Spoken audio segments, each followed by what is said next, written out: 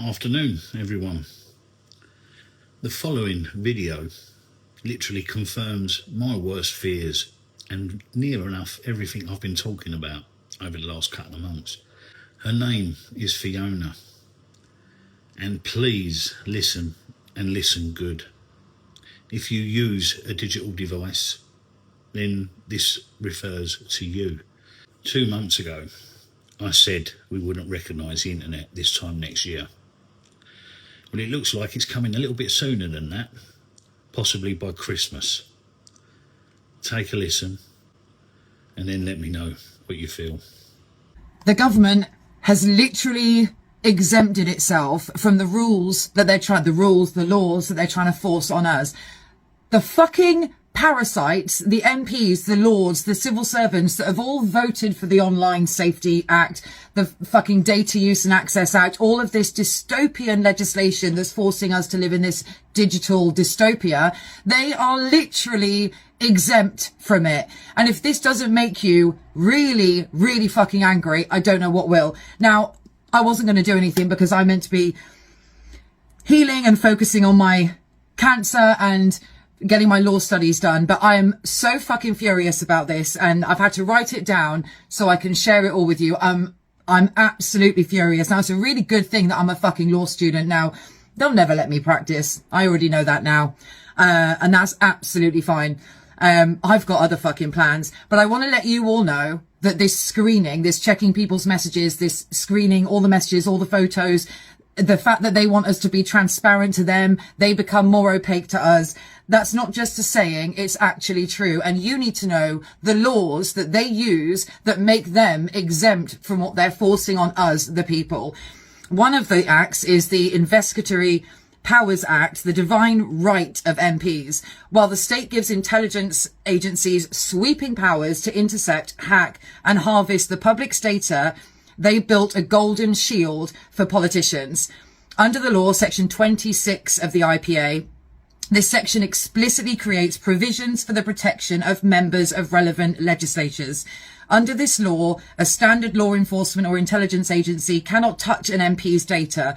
A warrant to intercept a politician's communications can only be issued if the Prime Minister personally approves and signs off on it in writing.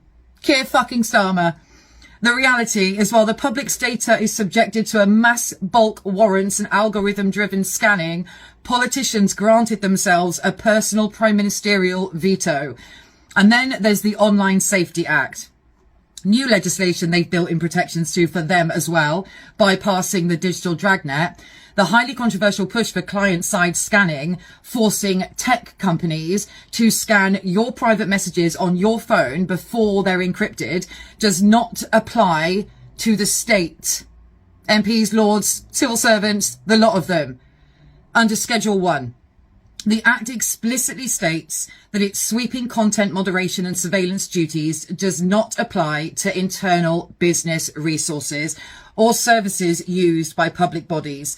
The official communication tools, right, servers and channels used by secretaries of state, MPs, ministers and civil servants are statutorily exempt from the intrusive scanning regimes forced onto public platforms like WhatsApp and Signal. I think you've probably all seen the Signal statement. If you're interested in this at all, everybody needs to be. Your private life becomes completely transparent to state scrutiny, while the inner workings of the government operations remain entirely opaque. I'm so fucking angry. I'm not even shocked. The ministerial Henry VIII veto, Henry VIII powers, guys, basically means they can make and change on law, like any law. They can just change legislation at a whim. That's called Henry VIII powers for a reason. It's dictating the rules at will. The system is literally rigged. So that if the government official ever feels, one person, one Secretary of State, if they ever feel threatened by a surveillance clause, they can simply rewrite the law without a parliamentary vote. The Henry VIII powers embedded within the Online Safety Act. The Act grants the Secretary of State secondary legislative powers to alter, amend or exempt new categories of digital services via statutory instruments. A government minister possesses the personal unchecked authority to carve out further executive exemptions for themselves and their allies behind closed doors, completely bypassing the democratic oversight Fucking can't believe it. Honestly, the democratic oversight of the House of Commons debate. And then there's the Wilson Doctrine, which is codifying this dual standard. What began as a constitutional convention in 1966 has been weaponized in the digital age to ensure the ruling class remains entirely unmonitored. So the Wilson Doctrine establishes that the police and security services are completely banned from tapping, tracking or snooping on members of parliament or peers. The ones that you need to be watching, the parasites and the paedophiles and the paedophile protectors. Modern surveillance statutes have actively codified this doctrine into law. It ensures that the very individuals voting to strip you of your digital privacy, just complete privacy, are constitutionally and legally protected from ever experiencing the consequences of their own votes. So at the end of the day, this is the textbook definition of legislative tyranny.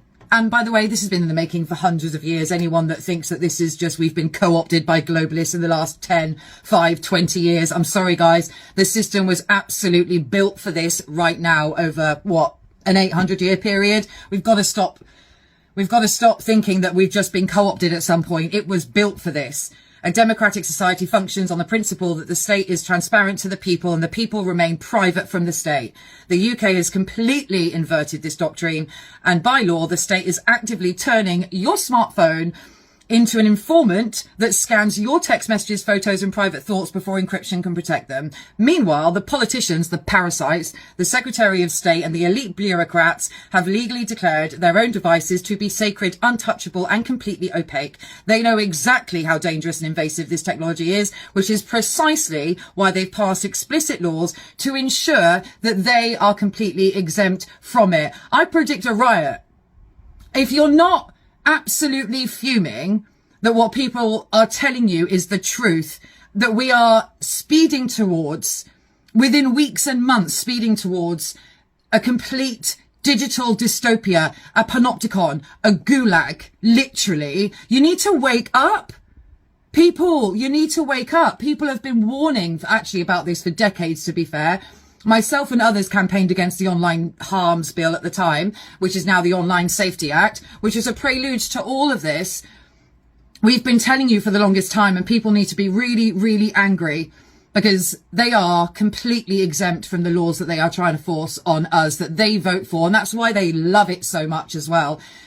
I am so angry that we've let it get to this point. And then there's still some people that seriously think, by the way, the 29th of July is a deadline for the Secretary of State to update Parliament, House of Commons, PM on their progress that they're making on the under 16s ban. By the end of 2026 is when they want that completely rolled out for everybody to access social media and the internet. We do not have until 2029 to vote our way out. We cannot vote our way out of tyranny, people. We just can't.